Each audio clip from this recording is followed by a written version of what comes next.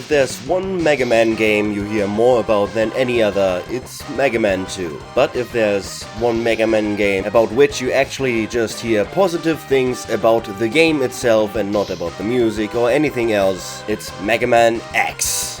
Mega Man X is the next generation of Mega Man.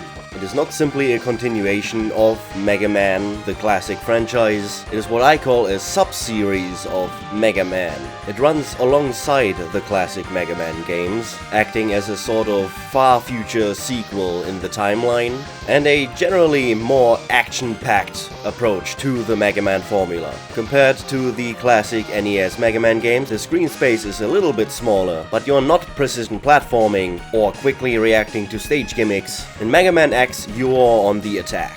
With the dash, you can get right into enemies' faces. The charge shot is now a core part of the moveset. There are fucking explosions everywhere, and the music is all those SNES electric guitar samples. It's clear what they were going for here, and I think they really succeed on every level. Rather than the ambivalent Proto-Man, you now have the mysterious figure Zero acting as your companion. You can see in the character designs that the 80s have ended and the 90s have begun a while ago actually. And a lot has changed for Mega Man. I mean, first of all, X is a completely different character, and a lot of the terminology and gameplay systems have changed with him. You don't fight robot masters anymore, created by Dr. Wily. You fight mavericks that are disturbing the peace, led by Sigma. There's a much greater emphasis on the story presented, even though it is still not too much. It's just small dialogue sequences strewn about throughout the game, but I think they add a lot of character.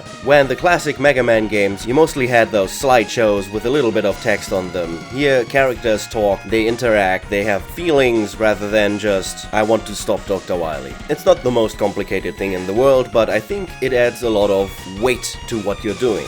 The basic idea is still the same though. You get 8 stages to choose from and tackle in any order you want, and at the end you fight a boss that is themed after something. In the Mega Man X series, they're usually animals combined with some sort of element like the Robot Masters are. So instead of Chill Man, we have Chill Penguin. Instead of Spark Man, we have Spark Man Drill. You get the idea. The stages themselves take a little bit more of a run and gun approach. With X's wall jump, however, there's much more possible in verticality and just general interesting places to explore. And exploration is also a big focus of this game. Every stage contains hard tanks, sub-tanks, and upgrades for your character. The sub-tanks replace the energy tanks in the Mega Man formula for Mega Man X and basically act like a container for your overheals. If you pick up health while you already have full health, you can store it for later. Hard tanks increase your health, and the armor upgrades give you cool new abilities. The most important one is also forced on you if you play through Chill Penguin's stage,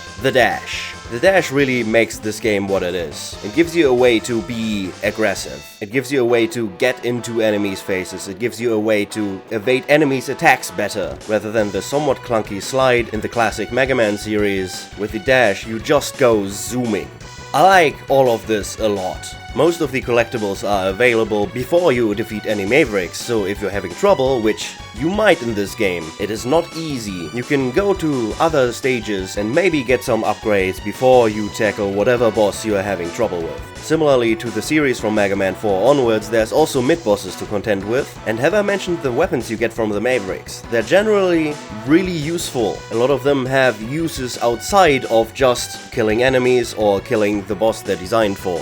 And yeah, at this point, the somewhat complicated relationship between weaknesses and weapons is completely standardized. This was a slow process over the series. In Mega Man 1 and Mega Man 2 it was sort of a mix and match. Mega Man 3 changed it up a little bit, and Mega Man 4, 5 and 6 streamlined it more and more into just being, okay, you deal 1 damage with all weapons and then 3 damage with the other weapon. The same is the case here, but you know, it works well enough. I can't overstate how much fun this fucking game is. I loved it.